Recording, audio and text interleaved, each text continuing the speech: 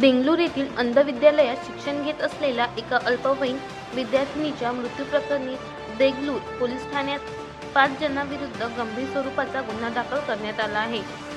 विद्यार्थिनीच्या वडिलांच्या फिर्यादीवरून भारतीय न्याय संहिता BNS अंतर्गत विविध कलमांन्वये गुन्हा नोंद करण्यात आला असून या घटनेत संपूर्ण तालुक्यात खळबळ उडाली आहे।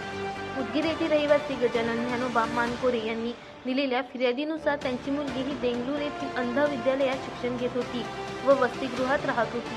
मुलगी ही दोन्ही डोळ्यांनी दिव्यांग होती। 11 ऑगस्ट रोजी विद्यालयाकडून मुलीच्या प्रकृतीबाबत माहिती देण्यात आल्यानंतर कुटुंबीय तातडीने देंगलूर येथे पोहोचले। त्यावेळी विद्यार्थिनीवर उपचार सुरू असल्याचे सांगण्यात आले। त्यानंतर मुलीला देंगलूर येथील रुग्णालयातून नांदेड आणि पुढे लातूर येथील शासकीय वैद्यकीय महाविद्यालयात हलविण्यात आले। मात्र उपचार सुरू असताना 16 ऑगस्ट रोजी रात्री तिचा मृत्यू झाला। मृत्यूपूर्वी विद्यार्थिनीवर अत्याचार व छळ झाल्याचा संशय व्यक्त करत तिच्या वडिलांनी पोलिसांकडे तक्रार दाखल केली।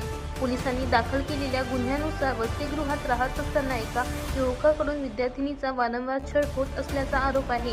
तसेच संस्थेतील जबाबदार पदाधिकाऱ्यांनी विद्यार्थिनीची योग्य देखभाल, वैद्यकीय उपचार आणि आवश्यक माहिती पालकांना वेळेत न दिल्याचा ठपका ठेवण्यात आला आहे। या प्रकरणी चंद्रशेखर कोकाडे वसतिगृहातील संबंधित व्यक्ती, भारती शिंदे मुख्याध्यापक, अशोक काळे, कमलबाई कांबळे तसेच संस्थेच्या एका पदाधिकाऱ्यांवर गुन्हा दाखल करण्यात आला आहे।